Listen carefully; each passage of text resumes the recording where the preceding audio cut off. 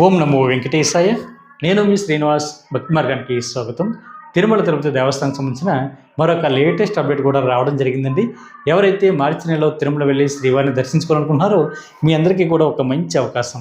స్వామివారికి ఆర్జిత టికెట్లని మనం డైరెక్ట్గా బుక్ చేసుకోవడానికి టీడీ దేవస్థానం వారు అయితే అవకాశం ఇవ్వడం జరిగిందండి.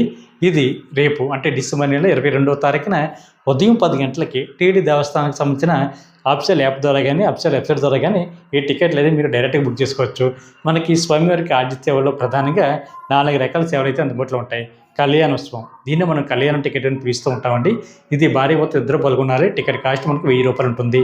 ఉంజలి సేవ కానీ, సహస్ర దీపాలంకరణ సేవ కానీ, ఆర్జిత బ్రహ్మోత్సవం సేవ కానీ మనకి 500 రూపాయలు చొప్పున ఉంటుంది. కాబట్టి వీటిని మనం 500 రూపాయల దర్శన టికెట్గా కూడా పిలుస్తూ ఉంటాం. ఎవరైతే మార్చి నెలలో తిరుమల వెళ్ళి శ్రీవారిని దర్శించుకోవాలనుకుంటున్నారో మీ అందరికీ కూడా ఈ యొక్క మంచి అవకాశం అండి. మనకి తిరుమల కొండపై జరుగుతున్న ఈ స్వామివారికి ఈ 4 రకాల ఆతిథ్యాల్లో పాల్గొన్న తర్వాత మనం శ్రీవారిని అయితే దర్శించుకోవడానికి అవకాశం ఉంటుంది. మీకు దర్శనం కూడా జయ విజయ దగ్గర ఉంటుంది. మనకి తిరుమల కొండపైన స్వామివారికి ప్రధాన ఆలయానికి దగ్గరలో కళ్యాణోత్సవం, అదేవిధంగా ఉంజలి సేవ జరుగుతాయి. ఈ సేవలు చూసిన తర్వాత మీరు శ్రీవారిని అయితే దర్శించుకోవడానికి అవకాశం ఉంటుంది.